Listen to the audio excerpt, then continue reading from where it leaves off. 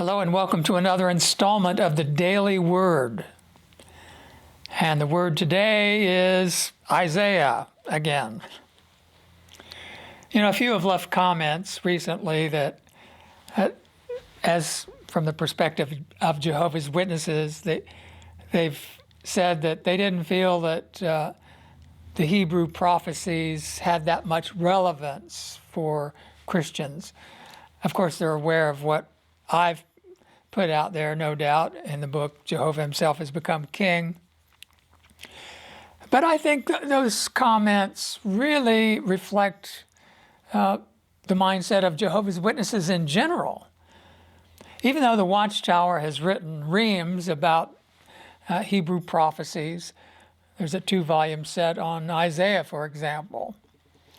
Yet, the way that they've been explained, the way they've been interpreted, they don't have much relevance for Jehovah's Witnesses.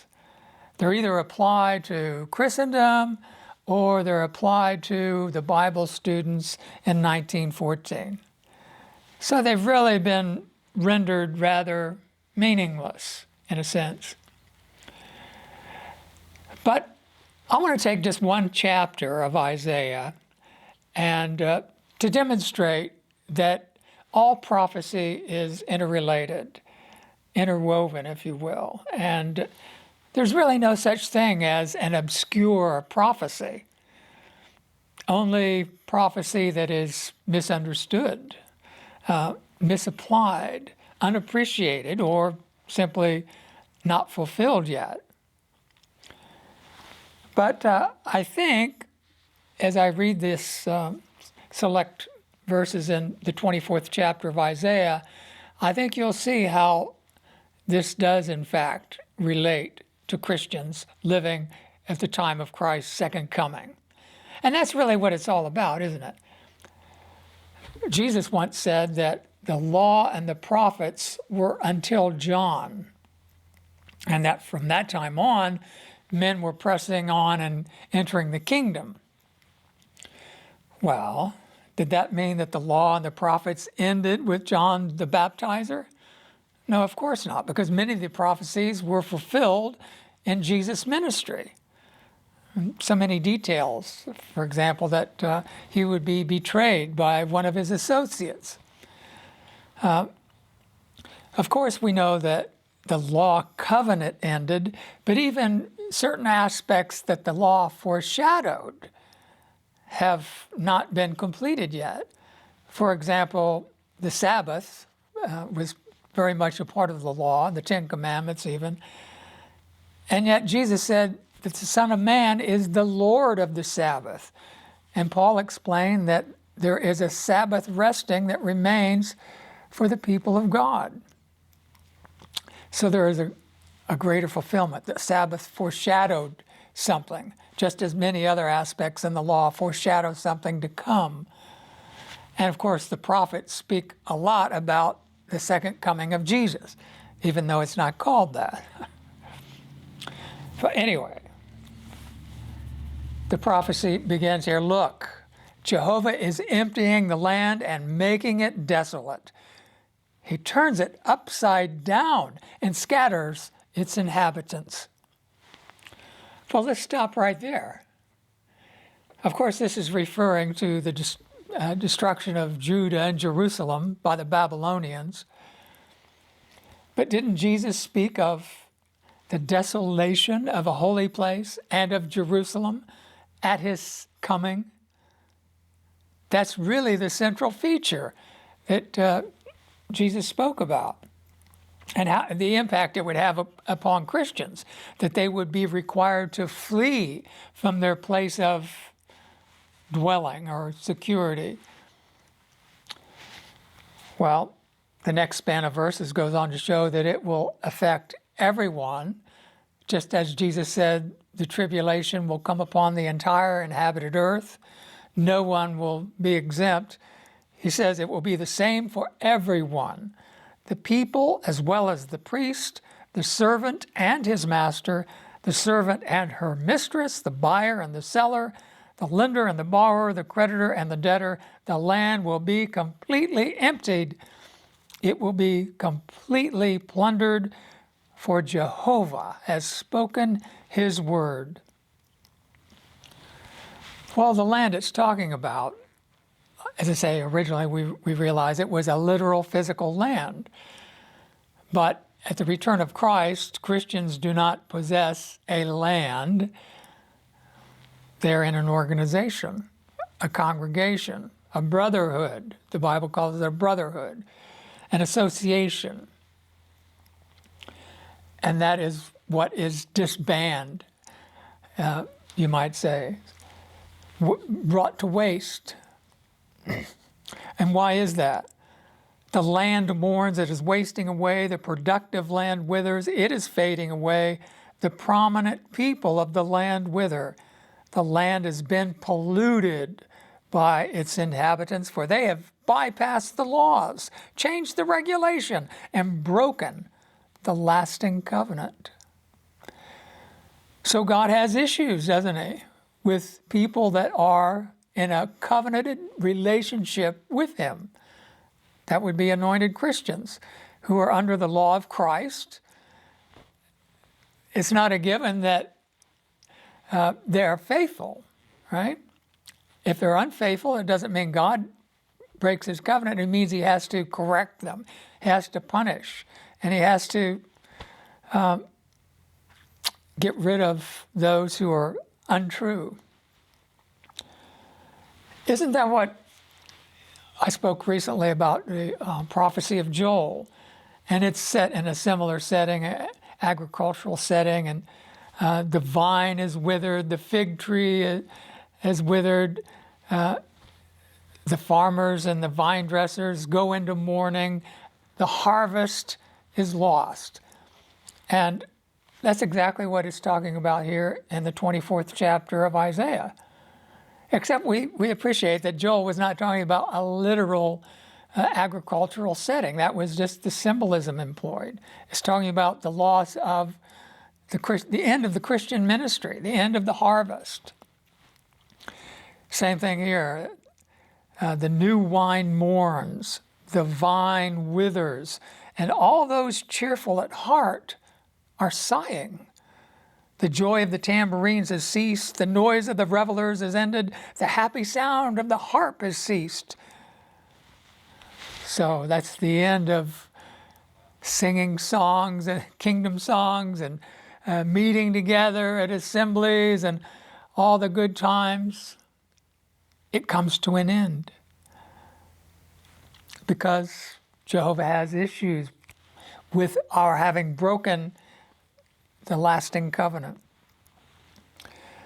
Well, it says the city is left in ruins, the gate has been crushed to a heap of rubble, for this is how it will be in the land among the peoples, as when an olive tree is beaten, like the gleaning when the grape harvest comes to an end. Well, didn't Jesus also speak of a symbolic harvest? He said the harvest is a conclusion of a system of things. And the Son of Man will send forth his angels. They're the reapers. They'll collect out the weeds, bundle them up and burn them. That's a permanent destruction. And then the wheat are brought into the storehouse. That means that Jehovah's purpose is accomplished, to have made a kingdom, a kings and priests. And because, after this harvest, now notice what takes place in verse 14, and this is in harmony with what Jesus foretold. They will raise their voice, they will shout joyfully. From the sea they will proclaim the majesty of Jehovah. And that is why they will glorify Jehovah in the region of the light. In the islands of the sea they will glorify the name of Jehovah, the God of Israel. From the ends of the earth we hear songs, glory to the righteous one. Well, didn't Jesus say that the angels will gather the chosen ones from the four corners of the world, from the farthest reaches, from the islands? And these chosen ones, as Jesus mentioned in the 13th chapter of Matthew in regards to the harvest, they will shine as brightly as the sun. They will bring glory to Jehovah. In the region of light. Huh? See how it all ties together? Now, I'm going to drop down to the final verses here in case I'm losing you as my audience, because I want you to appreciate that this absolutely has a fulfillment with the coming of Christ. Look down at verse 21. In that day, Jehovah will turn his attention to the army of the heights above and to the kings of the earth upon the earth. And they will be gathered together like prisoners gathered into a pit, and they will be shut up in the dungeon. After many days, they will be given attention. Oh, this was written 700 years before Revelation. The 20th chapter of Revelation speaks of Satan being bound with a great chain and put into an abyss for 1,000 years. And this is exactly what Isaiah here is speaking about. The army and the heights above. Satan and his angels are an army. And the kings on the earth are under their influence, under their control. There's a seven-headed wild beast in heaven. That's Satan's governmental organization. And that's reflected in the seven-headed wild beast on the earth, the kings on the earth. They will be gathered together like prisoners gathered into a pit, the abyss. Well, you see how that all ties in? So this absolutely has relevance for us. Now, I want to go back up here because now I think you may have a little more appreciation for this. Speaking as one of the ones who were on the earth then, Isaiah goes on to say, but I am wasting away. I am wasting away. Woe to me. The treacherous have acted treacherously. With treachery, the treacherous have acted treacherously.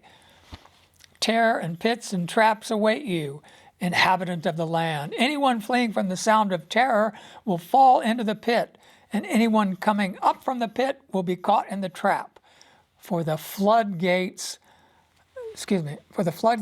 above will be opened, and the foundations of the land will quake. The land will burst apart. The land has been shaken up. The land convulses violently. Well, if you go to the 28th chapter of Isaiah, this 4 chapters ahead, Jehovah speaks about this floodgates being opened. And its intent is to wash out those, to flood out those who have concealed themselves, who've made a covenant with death. And the context shows that they are the rulers of God's people who've concealed themselves, and that's why Jehovah causes this flood. Well, when is the flood? It's when Satan is cast down from heaven. If you read in the 12th chapter of Revelation, the great dragon disgorges a flood after the woman, after those who are doing the work of God. So the Watchtower says that happened back in 1914. Well, has the flood that washes out those who have concealed themselves, speaking in Isaiah the 28th chapter, has that occurred yet? No, the Watchtower says that hasn't happened yet. That's Christendom. Well, you see why Jehovah has to take strong measures to flush out the wicked, the treacherous. When Isaiah is speaking here, but I've been made lean because of the treachery. Remember that Jesus had to deal with a treacherous friend called Judas who betrayed him.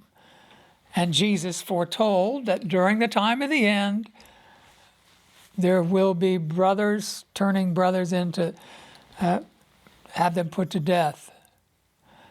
And many will hate and betray one another, Jesus said. They will act treacherously. There's a man of lawlessness who will betray Jehovah's anointed to their enemies. And so it all ties in, my friends. Who would have thunk the 24th chapter of Isaiah? But anyway, well, I wandered off yesterday and didn't finish considering that 24th chapter. Now, this is tomorrow. I was going to redo the whole video. I wasn't really happy with it. I went out and got on my riding mower and was cutting the grass, and I ran over a nest of yellow jackets, and one of them really got me. My hand is swollen up. Pain radiates up to my shoulder, so I'm a little off. But anyway, I'm not going to redo the video. I just tacked this on, and a bit amateurish, but what can I say? I want to consider the very last verse in the 24th chapter of Isaiah. It says, "The full moon will be abashed. The shining sun will be ashamed. For Jehovah of armies has become king in Mount Zion and in Jerusalem." And notice, glorious before the elders of his people. Well, Jehovah becoming king, that has a ring to it, doesn't it? But that is the end of the matter, isn't it? The coming of Christ in Jehovah's name, ruling in his Father's behalf, that is when Jehovah becomes king. You know, if you read the Isaiah commentary that the Watchtower has written, there's a chapter on this chapter, and I think it's in the 20th paragraph. They state that Jehovah became king in 1914 when he installed Jesus Christ. He became king again in 1919 when he freed spiritual Israel from Babylon the Great. And he's going to become king again in the future when he destroys Babylon the Great. Show of hands, how many think that's totally ridiculous, nonsensical? I see a few of you. No, obviously, Jehovah becomes king one time and one time only. And you can read in Revelation there that after Babylon is destroyed, Jehovah becomes king. And that's when the marriage of the Lamb is concluded. That's when God's purpose to collect his chosen ones, his adopted sons, and install them as kings and priests. That's when that purpose is concluded, right? Well, that's what it's saying here. Jehovah of armies has become king in Mount Zion and in Jerusalem.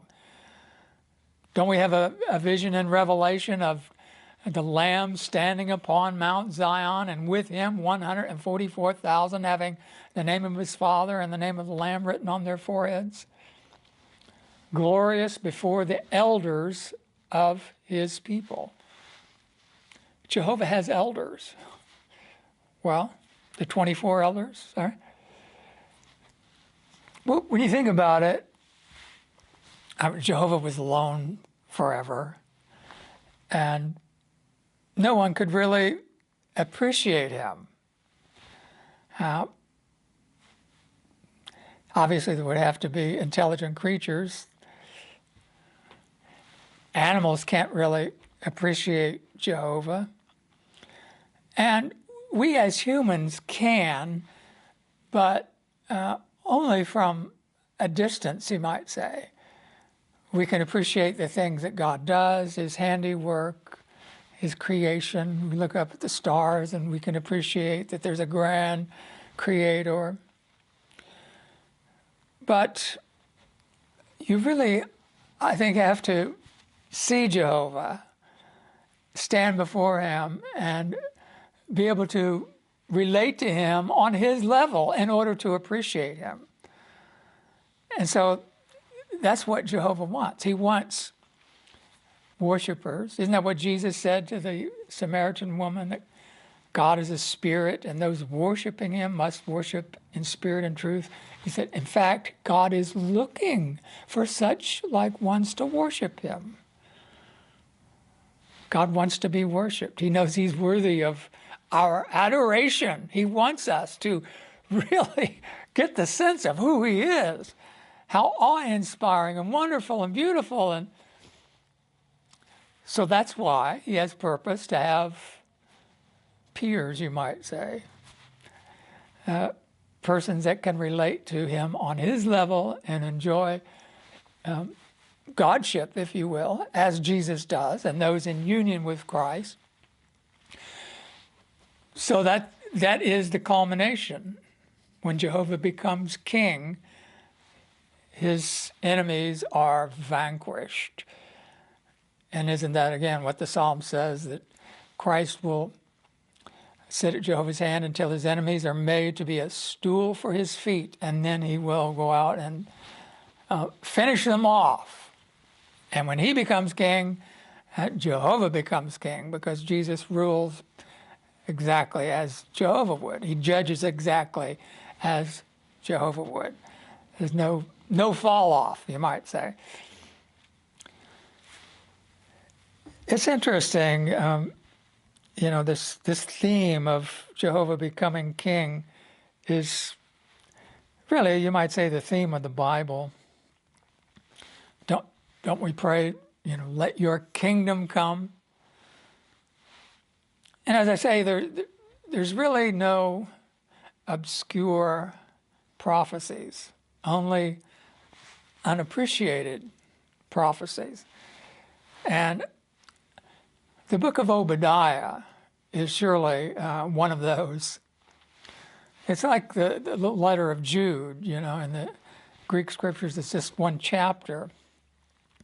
But again, the very last verse, very similar to the 24th chapter of Isaiah, and it says, Saviors will go up to Mount Zion to judge the mountainous region of Esau, and the kingship will become Jehovah's. Jehovah's become king. Well, Esau, of course, was Jacob's brother, and he became the father of the Edomites. And though they were related to the Israelites, they became implacable enemies. And Jehovah ended up judging them, primarily because they rejoiced when Jehovah punished Jacob. And so Jehovah took note of that and brought destruction upon Edom, permanent destruction. The Israelites came back and rebuilt their city, Jerusalem, and re-inhabited the land. The Edomites never did. They weren't necessarily extinguished as a people, but they never had a nation. Anyway, in the book, Jehovah himself has become king. There's a little bit on Obadiah. I combined it with commentary on the book of Amos because they overlap in the judgment against Esau. But my take on that is that Esau represents the Catholic Church. And in a sense, we're related to Jehovah's Witnesses. We find that, the faith is anchored on the Bible and Jesus, and that's about as far as it goes, right?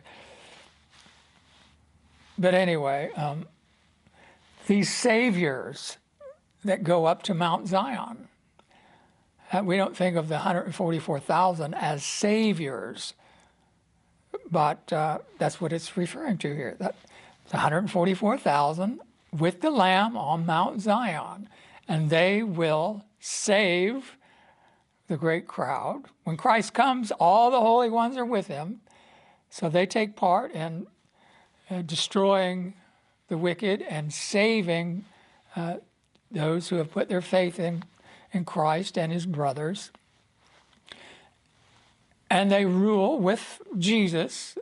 Again, as I say, that's how Jehovah becomes king. And they rule for 1,000 years, and they save mankind from sin and death and all the things that afflict us presently. So, anyway, I just want to add that on to my previous video.